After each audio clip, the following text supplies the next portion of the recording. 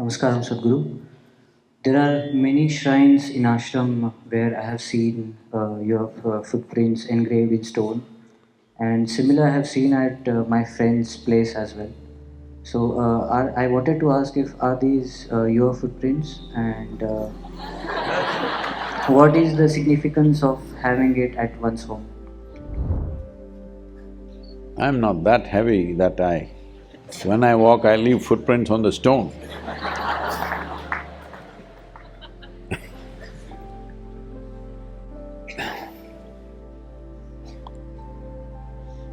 You know, in this culture, in this civilization, we've looked at the human body not just for its physiology, but for its energetic physiology.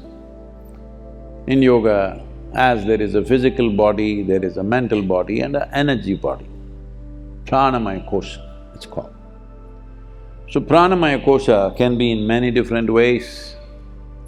Out of these 72,000 nadis, even if a little over 20% is active, you can live fine. Nobody will know anything wrong with you. That's how wonderfully this is structured. If you're getting 20% mark, you still pass. This happened. Shankaran Pillai was taking an exam in United States. And he's in an entry-level exam for MSc in mathematics. But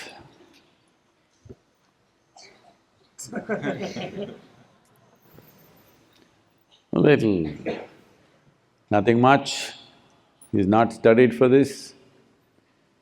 So when he gave the test paper, he pinned $100 bill to the paper and wrote $1 for every mark, 100 out of 100.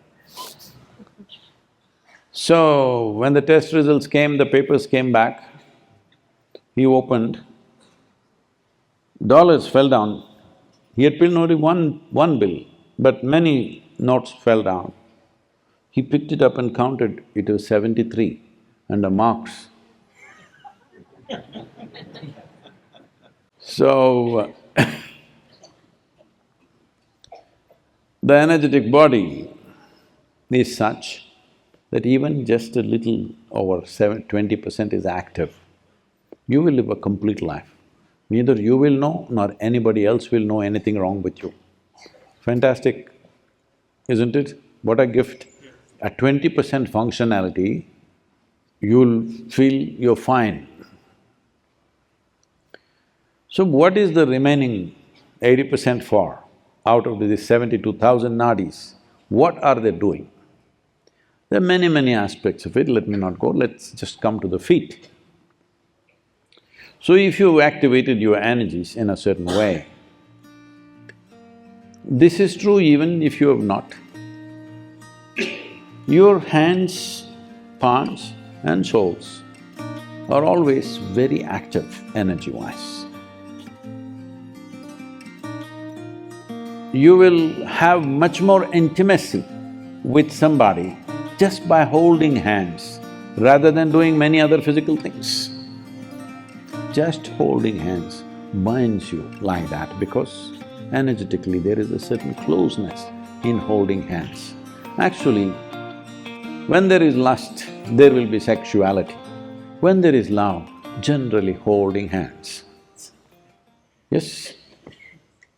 Because even if you don't know anything about these things, instinctively you know this is how you feel closest. This is why in this culture when we greet somebody, hands coming together does fantastic things. But instead of you being 27% age,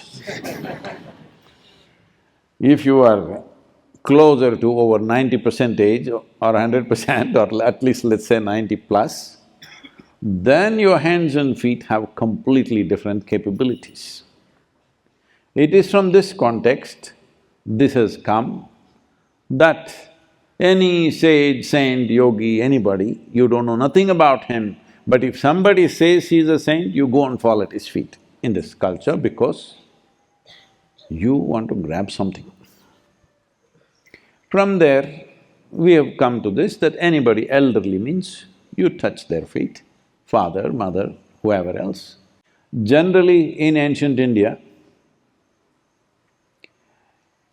people became worthy if they were nothing, if they have not achieved anything within themselves. People became worthy of being, bowed down to only after they've completed 5 solar cycles, which is you're approximately 60 years of age.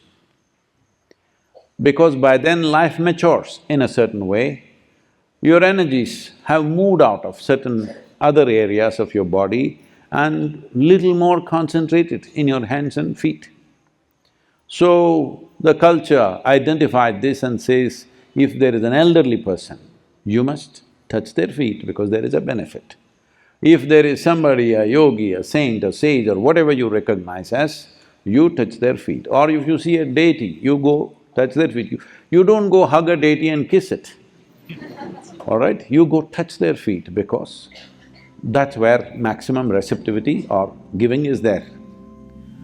So in that context, the feet or the imprint of the feet is created in different ways. You must talk to people who have these sannidhis at home, what it means to them and what it's done to them. The important aspect of it is something that would normally not be available to you physically, where you live. It is available to you, otherwise you'll have to go in search of that to a temple or some other place, but it's alive in your own house because it's consecrated in a certain way. Well, there are stone imprints with sacred ash filled in that, they're consecrated in a certain way. There is another one which is copper or brass foot, which is also consecrated. There's another one which is much more alive. If you want to use Sannidhi like a temple in your house, not just for you, for people to come and experience that, then you put something like that.